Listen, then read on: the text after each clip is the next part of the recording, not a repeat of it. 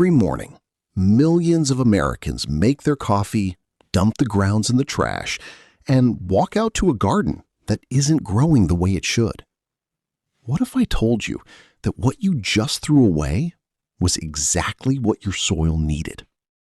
I'm going to show you 3 specific ways to use coffee grounds in your garden, starting right now. And the third method is one most gardeners have never heard of, but it's the fastest way to get real results. Stay with me. Welcome back to Ageless Garden. If you want practical, low-effort ways to build better soil without spending money, subscribe. New tip every week, all free. Let's get straight into it. Here are the 3 methods, in order from easiest to most powerful. Method 1, direct soil incorporation. Take your used coffee grounds, the wet ones left in the filter after brewing, and sprinkle them thinly and evenly over the surface of your garden bed, no thicker than a 1/4 inch. Then use a small rake or your fingers to scratch them lightly into the top inch of soil. That's it. Do this once a week, and your soil will begin to change within a month.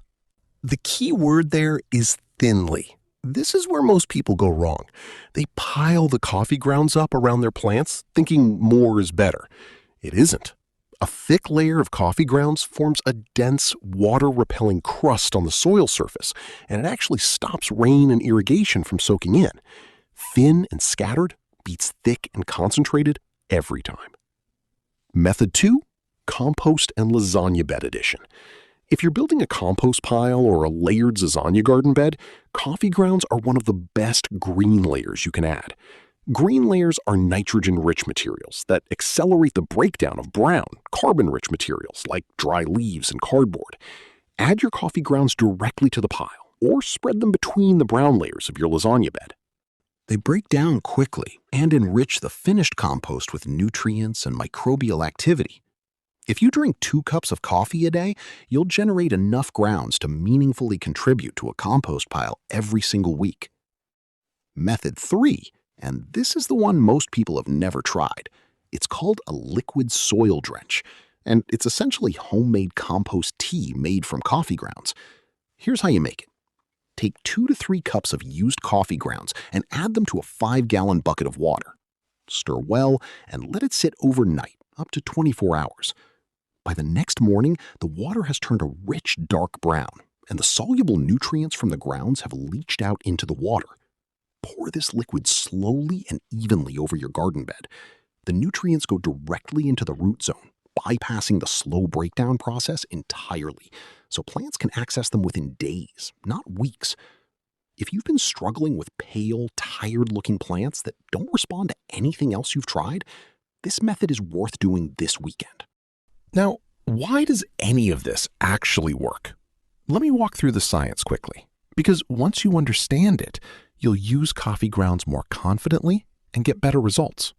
Used coffee grounds contain 3 primary nutrients your soil needs: nitrogen, phosphorus, and potassium. If you've ever read a bag of synthetic fertilizer, you've seen those 3 letters, NPK, on the front. Coffee grounds contain all 3. The difference is in how those nutrients get delivered. Synthetic fertilizer releases everything at once, a sharp spike followed by a crash. Coffee grounds release slowly over weeks and months as they break down in the soil. No spike, no crash, just steady, gentle, consistent feeding, which is exactly what plant roots prefer. Strong growth comes from steady nutrition, not bursts. Coffee grounds also have a second benefit most gardening guides never mention. They feed earthworms. Earthworms are drawn to the organic matter in used coffee grounds and will actively move toward them in the soil. More earthworms means better aeration, better drainage, faster breakdown of organic matter, and a more active biological community throughout your entire bed. One simple habit, saving your coffee grounds instead of throwing them away, sets off a chain reaction underground that improves your entire garden over time. Now, let me address something that might be in the back of your mind. You may have heard that coffee grounds make soil acidic. This is one of the most persistent myths in home gardening, and it's worth clearing up because it stops a lot of people from using coffee grounds at all. Here's the truth. Fresh, unbrewed coffee grounds are moderately acidic. But used coffee grounds, the kind left over after brewing, have a pH very close to neutral, typically somewhere between 6.5 and 6.8. The reason is simple. The acidic compounds in coffee are water-soluble. They dissolve into your cup of coffee, not into the grounds themselves. What's left behind after brewing is close to pH-neutral material. In normal garden quantities, a cup or two per week spread over a standard raised bed, used coffee grounds won't meaningfully change your soil pH. They will, however, meaningfully change your soil's biological activity, its nitrogen content, and its ability to support earthworms. So stop worrying about the pH and start saving the grounds. One more thing before we move on. Don't apply coffee grounds directly to seedlings or very young plants. The caffeine residue in used grounds, while minimal, can slightly inhibit germination and early root development. Wait until plants are established, at least 3 to 4 inches tall, with their second set of true leaves, before applying grounds directly to the soil around them. For mature, established plants, there's no concern at all. Now, one of the most practical parts of this habit, where to actually get enough coffee grounds. If you drink 1 or 2 cups a day, you'll generate enough grounds to treat a standard garden bed once a week, which is the ideal application frequency. But if you want more, and more is genuinely better here, as long as you apply it correctly in thin layers, there's an almost unlimited free supply available to you. Coffee shops go through enormous quantities of ground coffee every day. Some chains have long-standing programs of giving away used grounds to gardeners, and plenty of independent local cafes do the same thing informally. Walk in, ask if they save their used grounds, and most of the time they'll bag them up for you. Some will even start setting them aside regularly once they know you're coming back. A single busy cafe can produce more grounds in one morning than you could use in a month. The grounds are free, they'd otherwise go straight to waste, and you're doing the cafe a favor by taking them off their hands. At home, collect your grounds in a small bowl or container on the kitchen counter. Let them air dry slightly between uses if you're accumulating them over several days, since wet grounds sitting in a sealed container can develop mold. A loose-lidded container or a mesh bag works perfectly. Once a week, take whatever you've collected and apply it using one of the 3 methods we just covered. Let me walk you through what consistent coffee ground use actually looks like over a full growing season, because the results are cumulative, and understanding the timeline helps you stay patient and stick with the habit. In the first 2 weeks of applying coffee grounds, you probably won't see dramatic changes above ground, and that's completely normal and expected. What's happening is underground. The grounds are beginning to break down, soil microbes are waking up and responding to the new nitrogen source, and earthworms are starting to move toward the treated areas. If you gently disturb the soil where you applied grounds, you may already notice earthworm activity, more worms present than in untreated sections of the same bed. That's your first confirmation the method is working. By weeks 4 to 6, the changes become more visible. The soil surface in the treated area looks darker. Pick up a handful and squeeze it. It feels more crumbly and alive than untreated soil nearby. If you've been using the liquid drench method alongside the surface application, you may already notice a difference in your plants. Slightly deeper green leaf color, slightly more vigorous new growth. These aren't dramatic transformations yet, but they're real and measurable. By midsummer, after 3 to 4 months of consistent weekly application, the improvement in your bed is significant. The soil holds moisture longer after watering. Biological activity is visibly higher. More earthworms, more visible mycelium when you disturb the surface layer, a richer, darker color throughout the top 4 to 6 inches. Plants grown in that bed show stronger stems, better leaf color, and in the case of tomatoes and peppers, better fruit set and fewer problems with blossom end rot. By the end of the season, you'll have built a meaningfully better growing environment than you started with, entirely for free, using material you were throwing away every single morning. And the following spring, you start from that improved baseline. Each year compounds on the last. That's really the entire power of this habit. I also want to be honest about how coffee grounds compare to synthetic fertilizers in practical terms, since a lot of gardeners used to granular or liquid synthetic fertilizers worry that switching to organic inputs means giving up results. In the short term, in the first few weeks of a growing season, synthetic fertilizers really can produce faster, more visible results. That's true, and I'm not going to pretend otherwise. But in the medium and long term, gardens managed with consistent organic inputs, coffee grounds, dry leaves, kitchen scraps, compost, consistently outperform gardens relying on synthetic fertilizer alone. The reason is biological.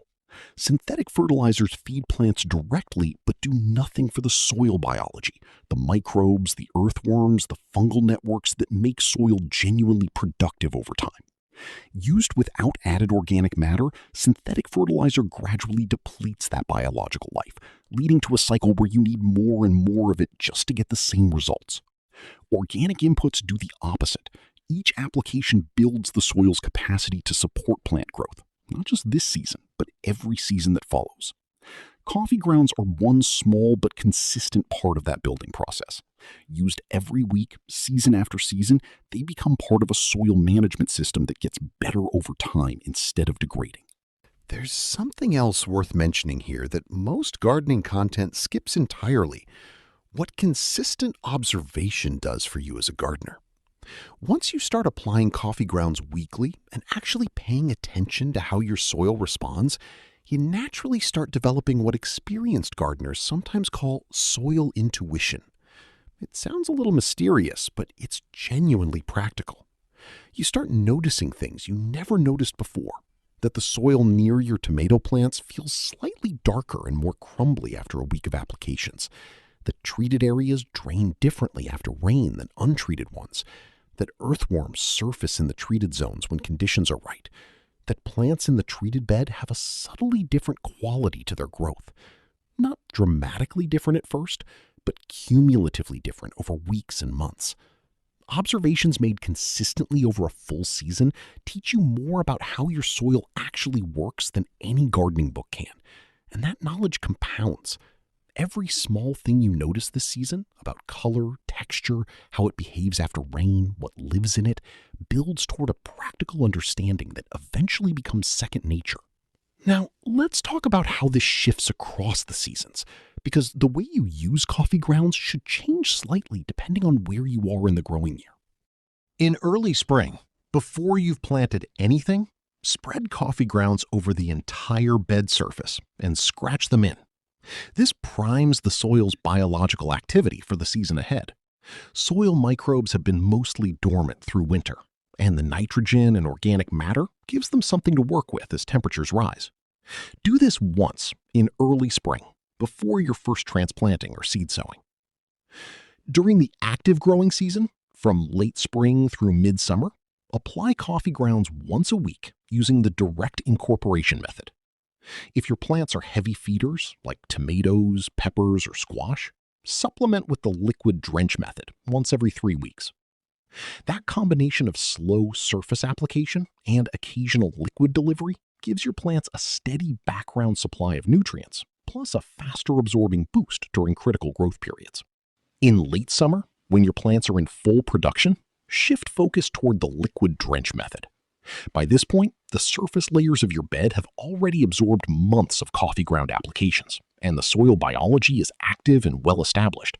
So the liquid drench gets nutrients directly to where they're needed most, the root zone of plants under production stress. In autumn, once you clear your beds for the season, apply a final layer of coffee grounds to the surface and leave it there without scratching it in.